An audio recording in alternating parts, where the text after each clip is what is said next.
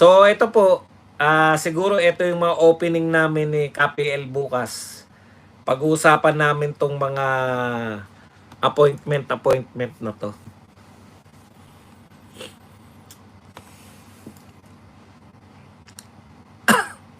Oo nga, narinig ko nga eh.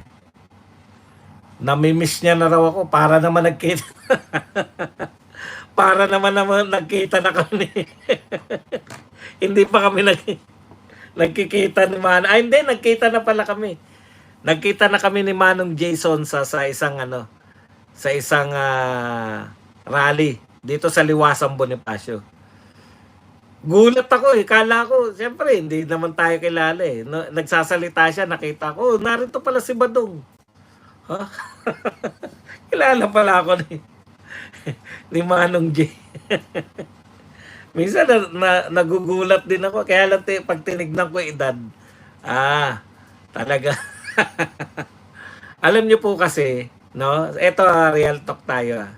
Bakit po marami akong audience na mga medyo thunders?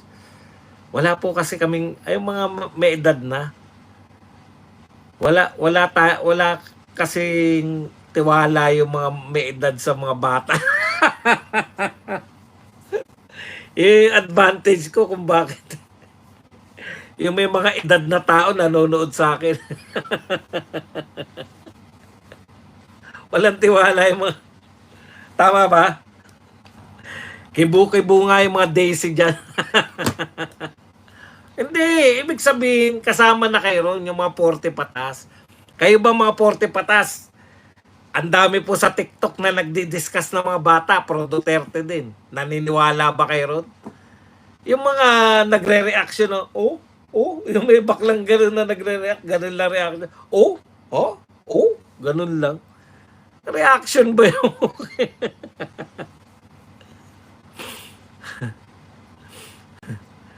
Yun po yun. Kaya ako may audience ako eh. May entrance na merong mga 40 pataas. Meron pa rin akong audience. Hindi ako mawawala ng audience. Paano nga lang? Kasi, biruin nyo, 20 anyos, magdidiskusyon ka tungkol sa mga martial law, sa mga nangyari nung araw. 20 anyos ka pa lang. Duda ka. Puta, paano mo di-discuss yan ni anino nung martial law, hindi mo inabutan. Lahat yan, natutunan mo lang sa eskwelahan. Iba yung mga may edad kasi, we put premium in experience and wisdom. Di ba? Tama ba? May wisdom tayo na nakuha natin through experience. Hindi, yan po yung hindi nila po pwede. Yun yung advantage ko, kaya marami kong audience na medyo thunders. Hindi naman thunders pala, experience.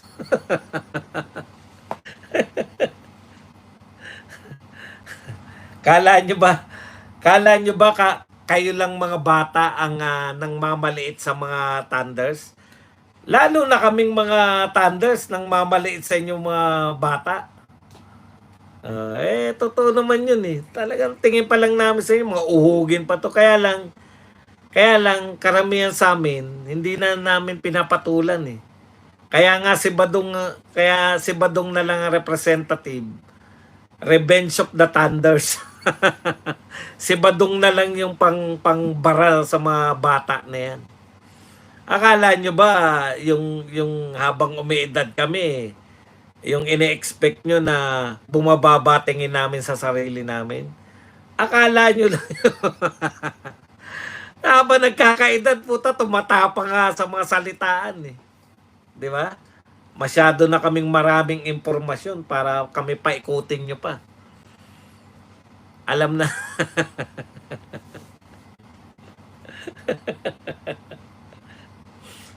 Hindi lang kami mapusok na. Di ba? Yung kumbagay, correct. Ako ang ako ang lamang ang may alam. Ayun, lamang ang may alam. At ang kaalaman ng mga aged, ay hindi aged, ang alam ng mga experience, ay yung aming pinagdaanan na na hindi nyo mapagdadaanan. Lalo na yung mga nasa 20s pababa, hindi na kayo umabot sa mga ano namin, sa mga laro namin. Hindi nyo na naranasan yung nagkakaroon kami ng ano, naranasan pa ba ng mga bata na meron nagkamedyas kayo ng alikabok? Boss, may nakapagsabi doon sa nag-concert sa WPS na hindi naintindihan ng mga Chinese militia. Dapat may translation. Kalmado na sa dami ng pinagdaanan. Hindi na kami kayang gulatin eh. Di ba? Kala nyo ba, basta-basta pa ko? Thank you very much, Bamba B. $10 na pangkape. Badong Ratilis Vlogs, ilang araw ka pa lang sa DCIR. Magkasin taba na kayo ni Admar, Magkasin taba na kayo ni Admar. Malaki po diyama ka ko kay Admar. Yan, layas na Boy Duling. Boy Duling. Meron bang ngayon kayo mag-comment na mababasa ko na yung mga comment nyo. Huwag kayong unfair.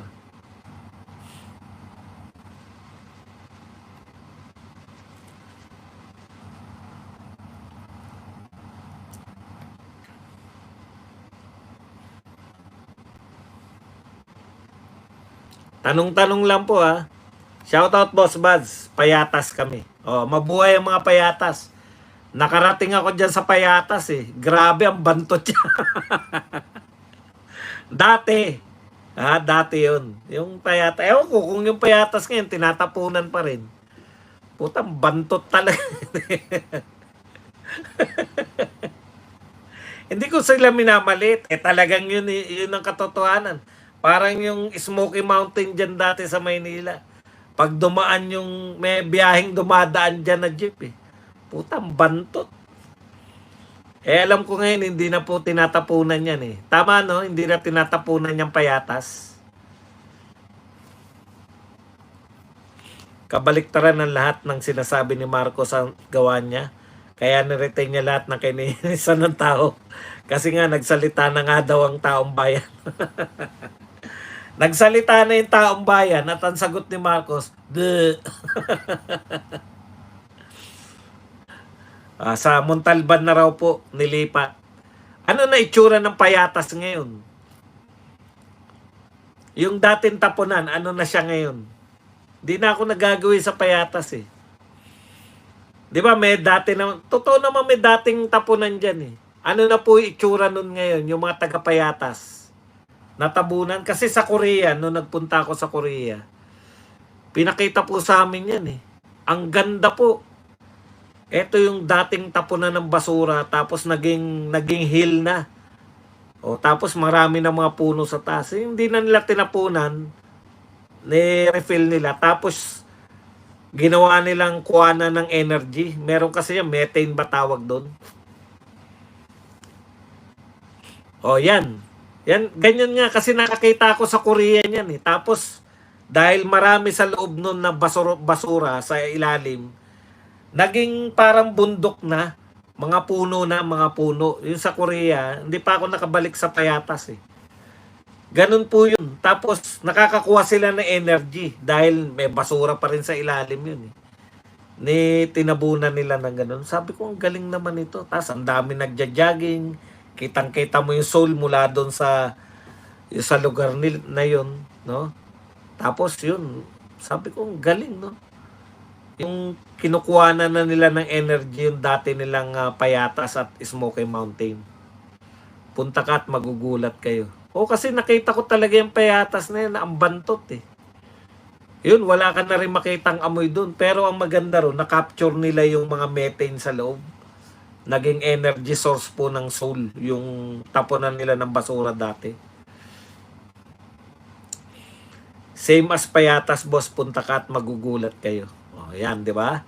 Pwede. Basta naiplano mo ng maayos yung landfill. Kunwari, dito sa lugar na to, Diyan yung landfill. Kasi basura talaga eh. Hindi mo naman... Tapos magiging balang araw, pasyalan. Boss, paano barahin ng mga kabataan party list dito sa amin? Nagtuturo sila ng journalism kuno pero tinuturuan lang silang magalit sa mga Duterte. Paanong barahin? Mahirap pong barabarahin yan. May mga may mga kasamang yan, di ba? Dito po na lang kayo yung mga natututunan nyo rito. Mahirap po kasi alam nyo sa totoo lang, ganun naman din yung mga bata. Ano po yung katangian? Kung ang katangian nating mga thunders, kung ang katangian nating mga thunders ay wala tayong tiwala sa mga bata, yung mga bata rin, wala rin tiwala sa mga thunders. Bibihira, di ba? Pag dumating na yung edad ng bata, kahit mga teacher, parang kino-question nila eh. Kung tama pa ba yung sinasabi ng mga teacher eh. Dalawa nagpakape, di mo nabasa. Uy, may dalawa pang nagpakape na hindi ko nabasa. Miss Judge, thank you very much po. Sa 250 pesos, nasarapan lang tayo sa kwentuhan. At saka si Bamba B. Thank you very much, Bamba B. Meron pa ba? Teka dito, tingnan natin. Narito lahat yung mga nagpa-super chat eh. Miss Judge, Bamba B. Basa naman natin. Parehong dilaw. Dilawan.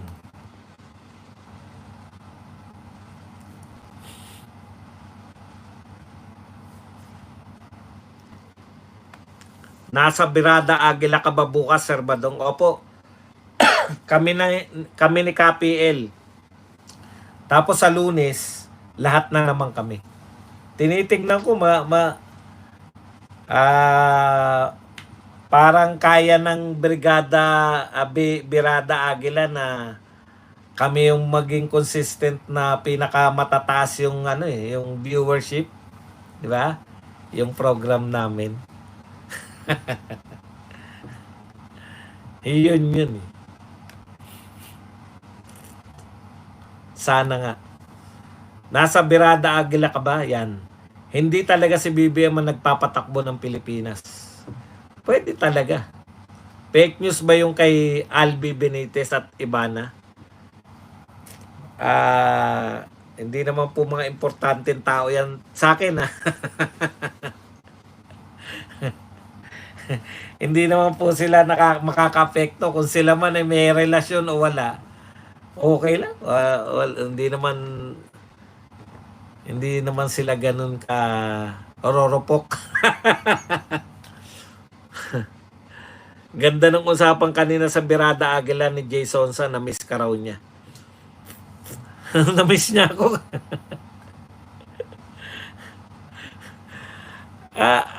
Kami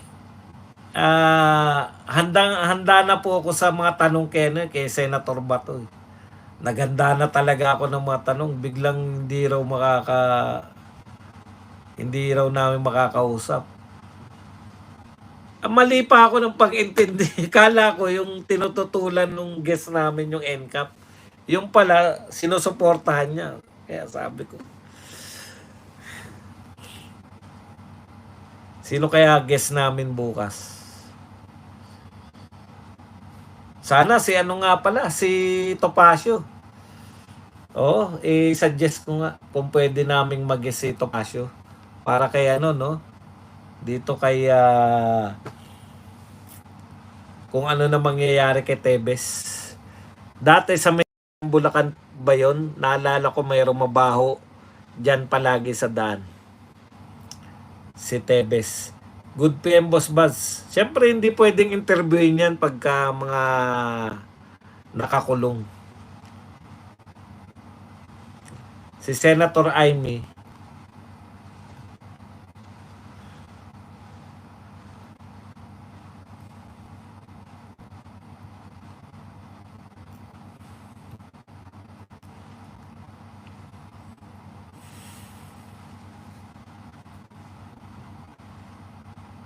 Magna Carta of Computers.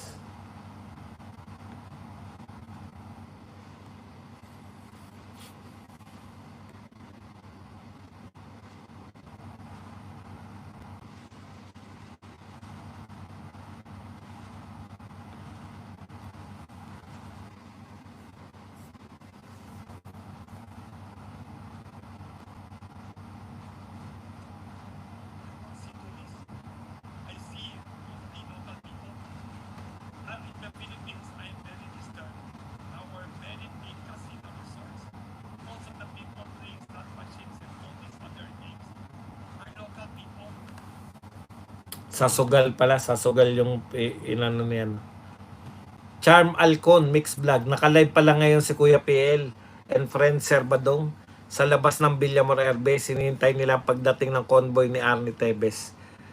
Ano masasabi mo kay Alawi, Tatay Badong? Wala akong... ano ba na... Sige nga, ano ba nangyari kay Alawi? Bakit ba siya issue? Bakit issue si Alawi? Dahil maganda siya, ganon. Boss, sana yung mismong naranasan ng pagbabago sa lugar, interview nyo kung paano naging safe ang payata sa panahon ni FPRRD. Naku, mahirap pong mag-on location kami. Tsaka kadalasan po yung mga, siguro sa mga ano na lang yan, sa mga vlog na lang. Pero kasi, syempre yung tayo, mahilig tayo sa ganyan. Kaya lang yung audience, inakusahan si Ivana Alawi na third party, Sir Badong. Third party. Nagkahiwalay na ba yung mag-asawa, gano'n? Ano ba yung Benitez, congressman? Ang ganda kasi ni Alawi. Wala tayong magagawa dyan.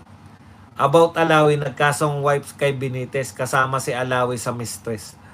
Ibig sabihin, kasama siya, isa lang siya. Grabe. Nireklamo siya ng asawa ni Congressman Abby Benitez, kabit daw siya na nasa korte na. Ayan pala yan. Yan pala yung sinabi nung ni Boyba. Boyba ba yung mataba?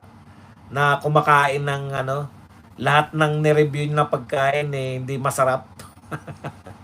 Sabi ko, paano ko tumaba ng ganyan? Sa isip-isip ko, paano ko tumaba ng ganyan?